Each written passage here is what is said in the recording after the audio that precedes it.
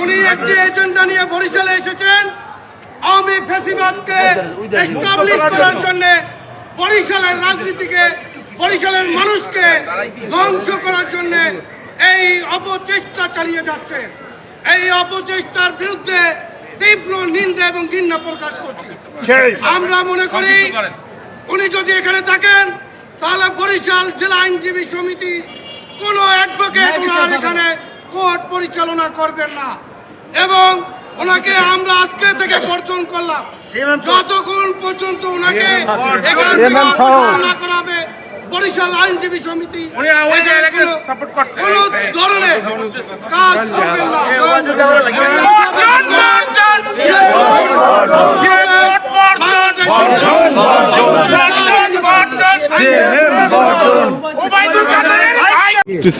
আজকে থেকে সিএমএম এবং অতিরিক্ত চিফ মেট্রোপলিটন আমরা এই দুটো বর্জন করলাম এই কারণে যে তারা যেভাবে অনৈতিকভাবে একটা সুবিধা নিয়ে বা অনৈতিকভাবে যে জামিনটা গতকালকে দিয়েছে সেটা সম্পূর্ণ একটা আইন বহির্ভূত জামিন হয়েছে। এর আগেও সে দেখা গেছে যে এই কাজগুলো করেছে। সুতরাং আমরা আইনজীবীরা এই অন্যায় প্রতিবাদ করার জন্য আমরা তাদের কোর্ট বর্জন করলাম এবং আমাদের দাবি আইন মন্ত্রণালয়ের কাছে বা আমাদের দাবি যেটা যে তাদেরকে প্রত্যাহার করে নিয়ে যাক, কারণ সাধারণ আইনজীবীরাও তাদের কাছ থেকে সঠিক বিচারগুলো পাচ্ছে না। তাদের সাথে দেখা গেছে অসম্মানজনক কথাবার্তা, অসম্মানজনক ব্যবহারও করা হচ্ছে তাদের সাথে আচরণ, এবং এটা তারা আসলে একটা স্বেচ্ছাচারিতা করতেছে এবং তারা বিগত ফ্যাসিস্ট সরকার আমল হইতেই তারা ক্ষমতাধর ছিল, তারা সেই প্র্যাকটিসটাই এখনও করে যাচ্ছে। এবং গতকালকে জেলার সাধারণ সম্পাদক, যাকে হাইকোর্ট পর্যন্ত জামিন দেয়নি, যে ধারাটা যে জজ কোর্ট দেয়নি, যে ধারাটা তাদের দেওয়ার এখতিয়ার নাই, সেটাও তারা জামিন দিয়ে দিল।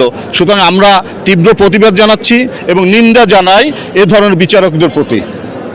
যে ফ্যাসিস্ট আমলে যারা দাঙ্গা হাঙ্গামা করছে, গাড়ি ঘোড়া ভাঙচুর করছে এবং হয়েছে যে বিএনপি পার্টি অফিসে আগুন দিছে, এরকম মামলার ক্ষেত্রে মহামান্য সুপ্রিম কোর্ট হাইকোর্ট বিভাগও তাদেরকে জামিন নামঞ্জুর করছেন, ডিস্ট্রিক্ট জজও তাদের জামিন নামঞ্জুর করছেন।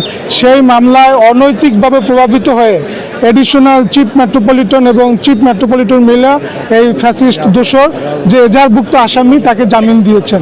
আমরা যারা সাধারণ আইনজীবী আছি, আমরা সাধারণ আইনজীবীরা এই বিষয়ে জানার পর এটা আমরা সংক্ষুব্ধ হয়েছি হয়ে এই যে কেন কোন গ্রাউন্ডে জামিন দিল সেই ব্যাপারে আমরা জানার পরে তাদের এই কোর্ট বর্জন করেছি।